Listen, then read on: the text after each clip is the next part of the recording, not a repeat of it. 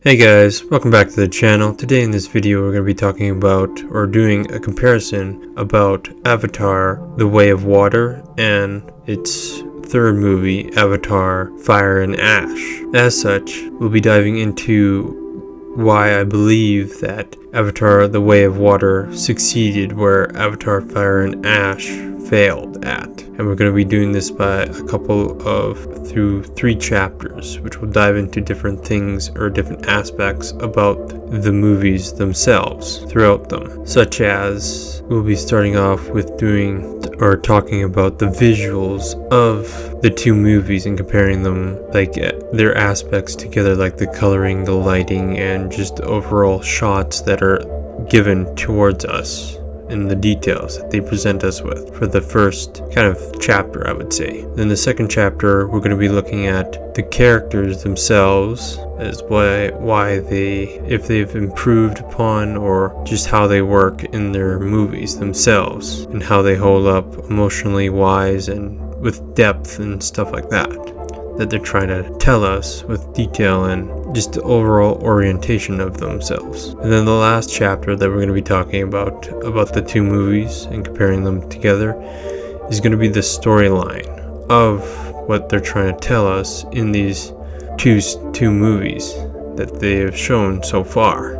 So, and then in conclusion, I'll be talking about like my own kind of personal opinion of these 2 movies themselves. So, without further ado, let's get into it. So the first chapter about the visuals that we are shown in the 2 movies, which I'll be starting off with the better movie that I perceive in my opinion, is going to be Avatar: The Way of Water, due to the fact that it has better lighting in the movie. Like, it's more brighter movie, and even when it gets dark sometimes in the movie, it's still kind of is shown to be a bit bright in the darkness as well. So as such, like we can see with shots of just the visuals of the sky itself and the water are just done really well in this movie. Although they could be a little bit better, as the world of Pandora itself is kind of a bit of a bright, luminescent, kind of glowing planet, or bioluminescent. I believe that's more of the correct word to say in that. But anyways, as such, because we have visuals of the eclipse and just of the forest and jungle that we see again, though not much of it, but we do see that most of the Na'vi are shown with updated visuals from the first one that came out in 2009. And just the overall detail is pretty good in this movie, as we get to see a lot of the different types of plants and different aquatic water animals, such as the whales, and just their designs themselves in the movie, and just the overall feeling that we get from the reef tribe and the water tribe that we see in there, the Mekaina tribe, I think that's how you say it. And we get to see their designs are different from the jungle avatars and stuff like that, the jungle Na'vi, which is more of a lighter kind of teal or turquoise kind of color, and their designs are really good. They have more mobility in the water, such as a bit of extra fins on their arms, as well as a more thicker tail and stuff like that, because due to their adaptation to the water and environment that they're living in, and just the overall detail of that. But like I said, I kind of wish that the water was a little bit more shown, like when they're in the dark or when the eclipse happens. We don't get to see the water being so bright or bioluminescent with the plants underneath there too much. We only get to see it a little bit, but I just kind of feel like that's a wasted opportunity in a way, as because this is called The Way of Water and we just don't really get to see that much from that. But apart from that, the lighting is pretty good and stuff like that for The Way of Water. But now transitioning into the Avatar: Fire and Ash, comparing it to that, is that Avatar: Fire and Ash's lighting and visuals are more darker. The color is more kind of dulled down, like it's not as bright as the second one was. It's kind of not even as bright as the first one is either. It's kind of much more darker with the Na'vi. Even like some of the people that were even brighter in the first one still are not that bright as with the forest Na'vi. They are more dark in their skin. Like Jake Sully has more of a darker skin this time and stuff like that. And the water visuals are kind of gone now, even though some of it takes place in the water and just stuff like that. It's just kind of a little bit weird. And the fire visuals are good, but it just is a little bit lackluster with the fire. There's not that much, well, I would say fire in this movie that much. So it's kind of a little bit weird and confusing, but I'll talk more about that in chapter 3 about the story and how they're trying to portray that as such. Mostly you get to see in different shots that some of the CGI kind of looks, well, it's not really that much improved either, because there was like a massive jump from the first movie to the second movie, and some of the visuals for the third movie kind of just makes it look kind of fake and kind of cheaply made as well. Like some of the Na'vi just don't look as good as they did in the second movie, and it just kind of shows that you really can't see that much goodness anymore in the film. Like they kind of, I don't know, it was just really weird for me to see it like that. But other than that, that's pretty much it, except for the one other thing that I can say about them on the visuals is that some of the Ash tribe didn't really have that much of a lot of detail in their designs. Like there was not that much adaptation from them. I was kind of expecting more of, you know, them to be red and kind of be on fire and stuff like that, and I don't know, that was kind of a bit of a letdown for me, as we didn't get to see that in that. But yeah, the Way of Water kind of takes more of the win for this chapter in the fact of visuals. So now moving on to the second chapter, the characters, which we'll be talking about, like their depth, their emotions that they give, and how they deal with situations and stuff like that, and just the overall kind of feeling that we get from them, or how intelligent or kind of what they prescribe to the story and stuff like that, and their individual cores and stuff like that. I won't be diving into all of these characters in the shows themselves. Like I'm not going to be talking about Norm nor Neytiri's mother or anything like that, and I won't be talking about really any of the Mekaina tribe, the ocean tribe, as they don't really have that much really depth nor really that much impact in the story itself, as I'll probably just be involving only like the main storyline itself with the main characters like Jake and Neytiri's children, as long as with Quaritch and possibly the new villain in the third one, Varang, but I'll get to that in that one.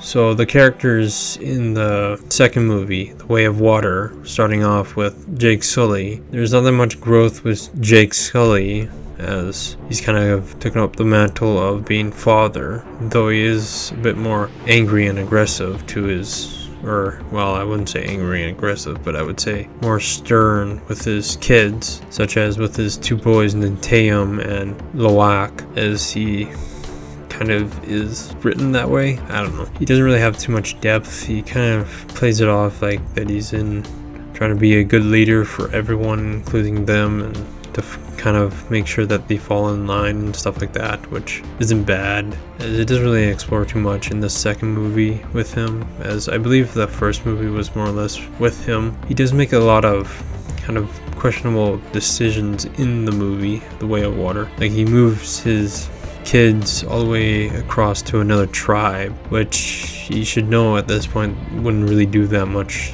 to help them in any way, as due to the fact that he had his own tribe, he was the leader of his own tribe for quite a while, and that wouldn't really necessarily keep him safe forever, because the humans and military are back here and they're here permanently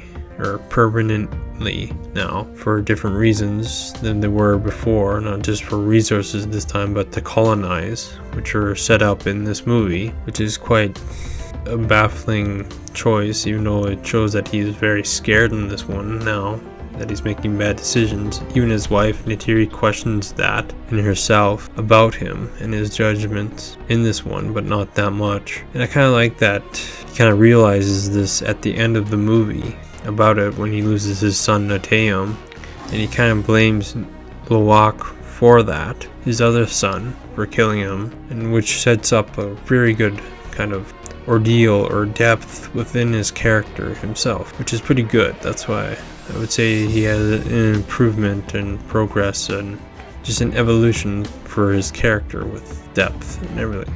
The next character I want to talk about is Neytiri, who has a lot more to do in this film than the other one does. Like, she had her qualms in the first one with her falling in love with Jake, but in the second one she kind of takes up the mantle of being mother, and we get to see that she's more conflicted with her leaving her home and questioning her husband on that, which is pretty good. It's a very good emotional conflict between these two. It does kind of show a little bit of depth in her character and improvement from the first movie, as there is progression within her. So she's pretty good, well written character in the second one with her husband Jake Sully. And now the other third kind of character in this movie is probably going to be Quaritch, as he returns as a clone in this one, a Na'vi clone for an avatar. But I want to say that though at the time I didn't really think that was the best choice for this movie, I do kind of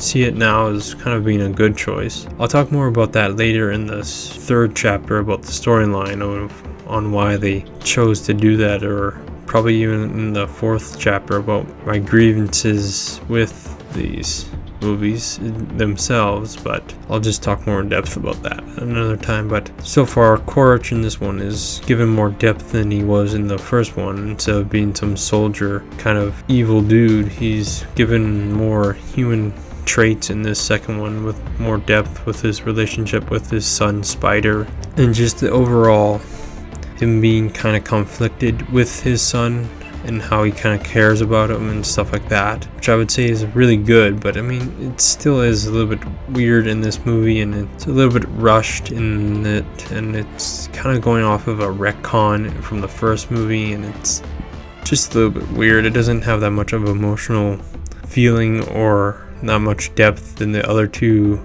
well-written characters of Jake and Neytiri, but there still is pretty good stuff in this one. The other character that I would say is pretty not bad, well-written character is Lawak, as he has a lot of conflict. He's trying to prove himself to be as strong as his brother and kind of like his father in a way, a brave leader, but he often makes a lot of mistakes, with almost getting his older brother killed and just kind of being overly kind of stupid and impulsive as he's getting into fights with the Mekaina clan on many different levels when he didn't really need to be, with the children and just the overall kind of a clan leader there, as he's trying to find his way in his life, which is not bad. But I mean, it's kind of really low and kind of really simple. There's not that much depth there, nor is there any really emotional. The only thing that I can say that there is a lot of emotional baggage is when he kind of inadvertently gets his brother killed in the heat of battle, and his father blames him, and now he has kind of a bit of a shattered relationship with his father in the second film, or at the end of the second film, and that kind of really shows. Now the other three characters, Kiri, Neteyam, and Spider, they all kind of suffer from kind of the same ordeal at the end of the day, where there's no really depth within them.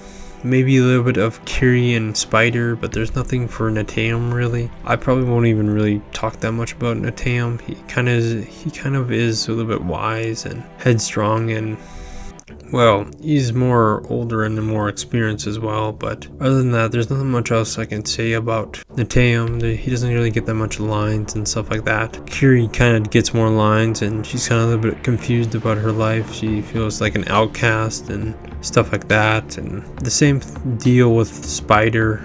He also feels like an outcast within the humans and the Na'vi, but just more, well, he's never really conflicted, and there's not that much depth in this movie with him or within the characters themselves. So I chalk the three up to kind of being not really that much to do with these three characters.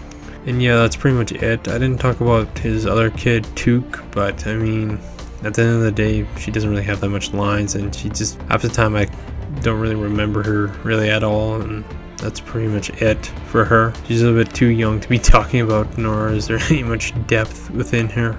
So moving on to Avatar Fire and Ash. The characters didn't really progress that much from the last one, as the conflict that Jake Sully had with his son is kind of still in this one, but I mean, it's not that strong. Like, there's not that much of a heated real argument. There's a little bit of a heated argument, but it's not it's the same as the first or the second movie, The Way of Water, where he gets in a disagreement with his father, and it's kind of more just like a bitter rivalry, or kind of just a you said, I said, he kind of argument with his father, and that's pretty much it. Another thing is that Loak tried to kill himself in this third movie, which he was stopped by, but at the end of the day, there's really not that much to go off of from that. He kind of feels survivor guilt that he killed his brother and that he has to live with it, which is pretty good, but I mean, it was kind of done a little bit bad in a way. Like, there wasn't any build up, there wasn't any kind of emotional scarring or stuff like that. It's kind of, there's no, he doesn't live, he says he has to live with it, but at the end of the day, we're never seen that him be haunted by his brother in any way or anything like that, and it's just kind of takes away from his depth and just emotional characterization of his character himself and progression, which is kind of weird. And we get the same thing, like, he's still trying to prove himself that he is strong, but still kind of fumbles that and kind of screws that up with him and his father. So Jake is kind of, and Loak are kind of in the same group. Like, there's not that much progression or depth at them in any other way like that. So, I don't know. However, Neytiri in the third film, Fire and Ash, does get very better. Her progression does get very much better, as she questions more and more about her husband and his judgment on things, about battling and fighting. And she is conflicted over her son's death, and just the overall, her hatred in this movie is still, well, very much alive and thriving in this movie with her and her depth, and it makes her depth and emotional impact in this movie very tragic and kind of heartbreaking, as she kind of views the hatred onto Spider at the end of the day. Speaking of which, Spider does get a little bit more screen time in this third movie, and he doesn't really have that much depth to him. He kind of just wants to belong with the Sullys and stuff like that, as he is able to breathe the air now thanks to Kiri and her ability to change his body into making him breathable into the environment of Pandora. But other than that, there's not that much else. I mean, with Kiri and Spider, they both kind of don't really have that much other things like else. Like, there's no emotional connection or emotional depth nor anything else, nor any fine details about their characters, only that Kiri's kind of using more of her powers to do more things and connecting more to Pandora itself, but it's never really more explained about nor talked about really that much, just that she was born as a clone from Grace's body, and that's pretty much it. And Awa kind of made it that way, which was kind of a little bit weird, but never really explained about that much in this movie, which was just okay. Korach doesn't really have that much else either. He kind of gets a little bit of a transformation more into being more Na'vi-like and more alien towards the military people, but it's not really shown that much though.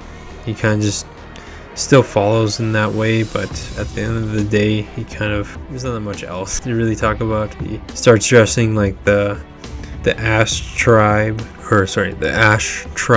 in the third movie here, and we do get introduced into the other villain in the movie here, Varang, which is a very good kind of detail for being like a different type of villain as a Na'vi. But I mean, I was kind of underwhelmed by her. I thought she would be like more sadistic, more evil, more kind of sexualized, and kind of just more intense and more depth and emotion given into her, but she didn't really have that much for her, as a lot of it was just kind of bland and kind of toned back, and just they didn't show that much that it could have been really great at the end of the day. And overall, I just kind of feel that Quaritch and her have the same kind of problem. At the end of the day, there's not that much depth nor really reason to make them seem like they are kind of right in a way, which makes a good kind of villain where you can identify that maybe they actually have a point, but none of them do, and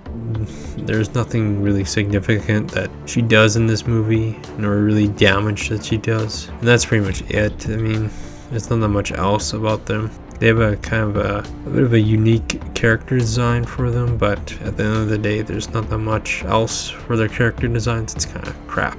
Anyways, moving on and transitioning into the third chapter, the storyline, which, well, for The Way of Water, it kind of works, whereas just in the way it makes sense and stuff like that.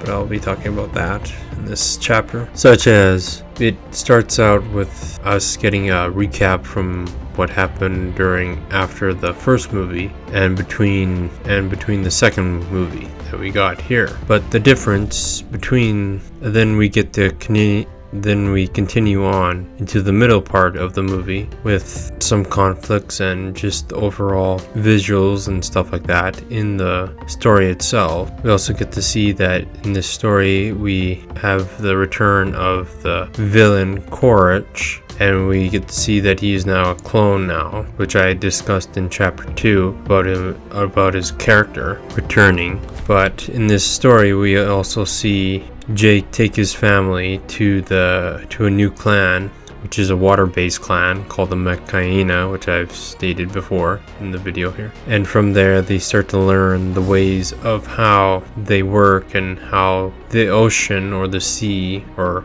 supposedly the way of water, works. How to breathe underwater for various long periods of time, how to speak their language, and overall their way of life, how to ride their sea animals and stuff like that, which Jake and Loak have troubles learning at first, but then soon master. However, at the end of the day, I was a little bit let down a little bit because we didn't get to see too much of their way of life. We didn't get to see how they were able to farm, nor how they fished, nor how they ate kind of food. Just more or less we got some shots of them eating fish and stuff like that, but other than that, that was pretty much it. The other thing that we were able to get to see is their relationship with a pod of whales called the Pycon or Pycoon or something like that, which was very interesting to see that they have a relationship with them and stuff like that, and they can understand their language throughout the movie itself. But other than that, that's pretty much it for the middle part section. Then we get into the ending part section, which had the storyline continue with Quaritch and him having his son,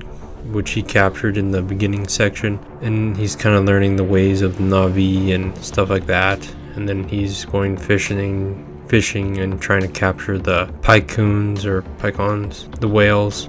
Also, they can obtain a liquid inside of their brains that allows humans to live longer and kind of be immortal and stuff like that, which was a bit of an odd choice because this film had a lot to deal with breathing and kind of holding your breath in the water itself, but yet there wasn't that many shots about how the humans are polluting the water in this movie, only that they're hunting down whales to almost kind of, extinction and killing them off and not using all of their bodies or nor organic matter. They're just kind of taking it and leaving it, which was a little bit weird because I don't know what this movie was trying to suggest in the way, I don't know. It just kind of seems a little bit weird. The other thing that they talked about in this movie, or that they showed in this movie that I didn't really like, is that they had a segment or a good section of the film related to Loak and his relationship with his Pycon,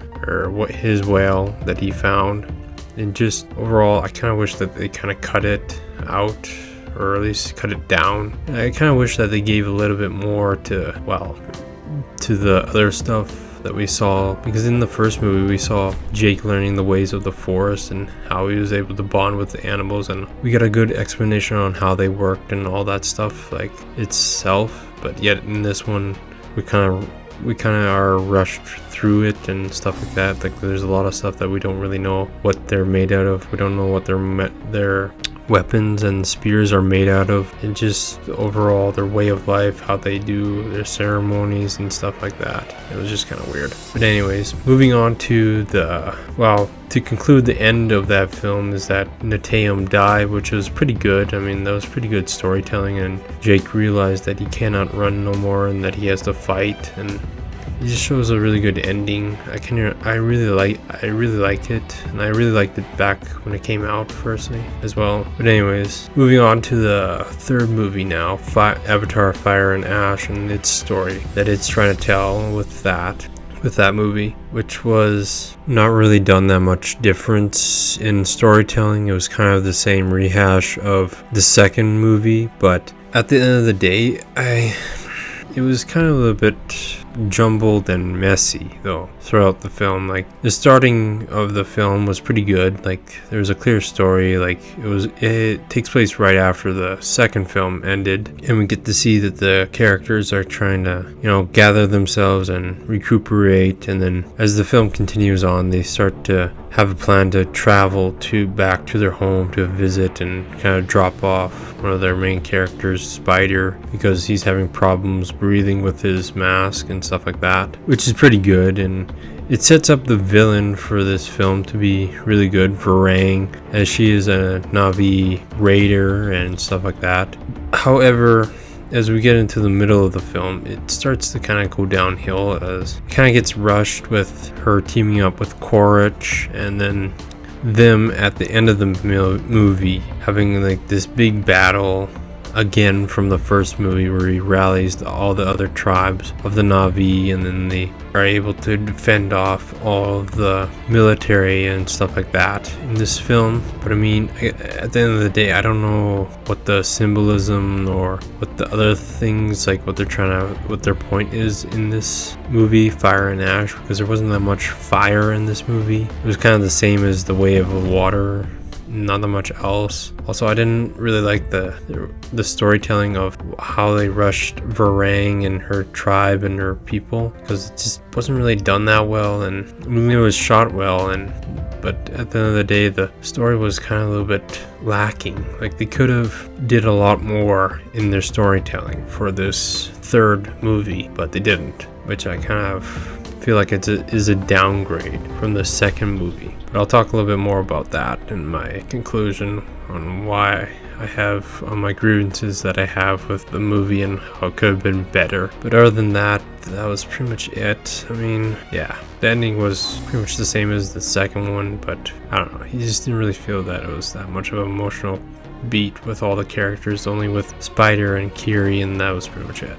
None of the other characters got paid off or anything like that. So anyways, now for the conclusion now. So in conclusion, I'll be starting off with my grievances with, like I said, the characters could have been a lot more told better with the story. Like in the second film, what I hated the most about it when it came out first is that we didn't get, it felt kind of rushed and lackluster. Like I said, we didn't get that much of story being told on how the new clan, the Water Clan, Mekaina, how all their ins and outs of their way of life and religion and stuff was not really explained and stuff like that. I kind of wish that the visuals were slightly a little bit better for the water parts. I wish we didn't really have that much time with Loak and the whale, because I wish we could have had it more with him and his brother instead. I feel like that would have been really a better story told with him and Neteum, because he dies in the second film, so it would just give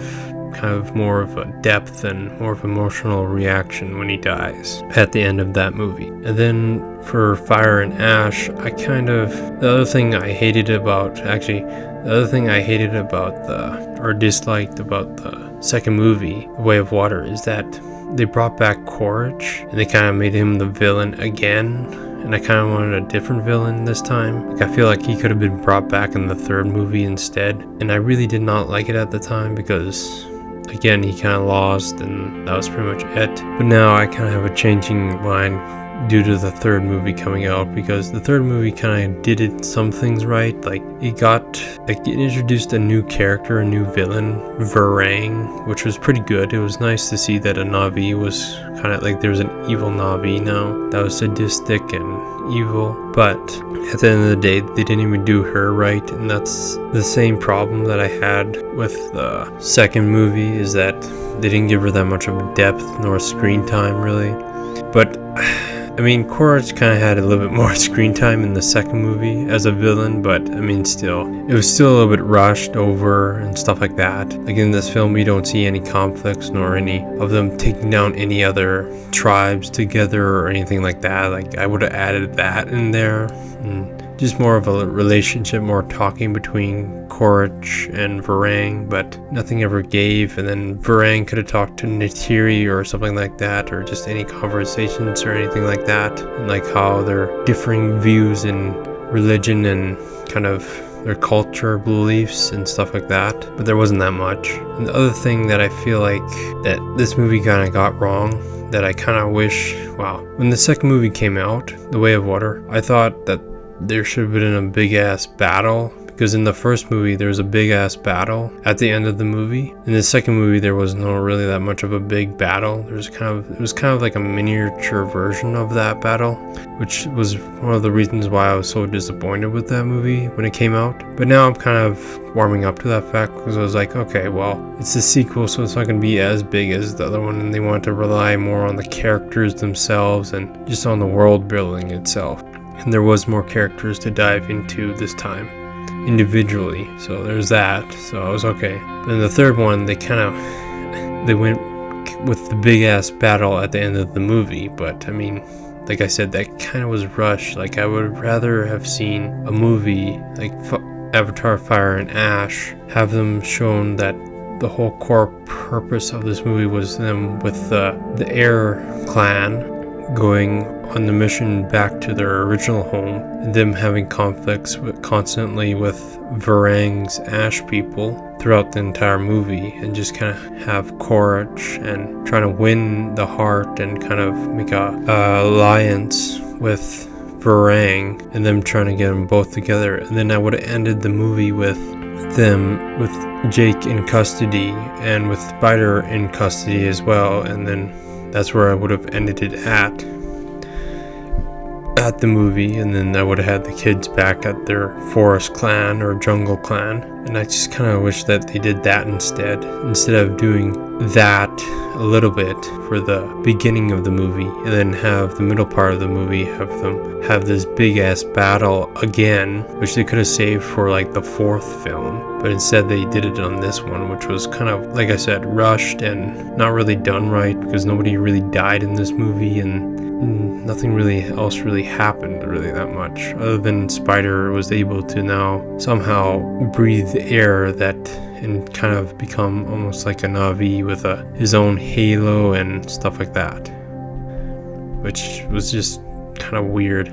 But anyways, the other grievance that I had was just the Sigourney Weaver kind of deal with her and her new character Kiri and stuff like that, as I feel like they could have just recasted her with a different actor, like Kaylee Spaney or something like that, like an actress like that who could play her daughter or her clone in a way, instead of getting some 70-year-old woman to do it. Like, don't get me wrong, like Sigourney Weaver is a really talented actor and she really is that good, but I mean, she's very old to be playing a 16 or teenage girl, so it was just weird for me.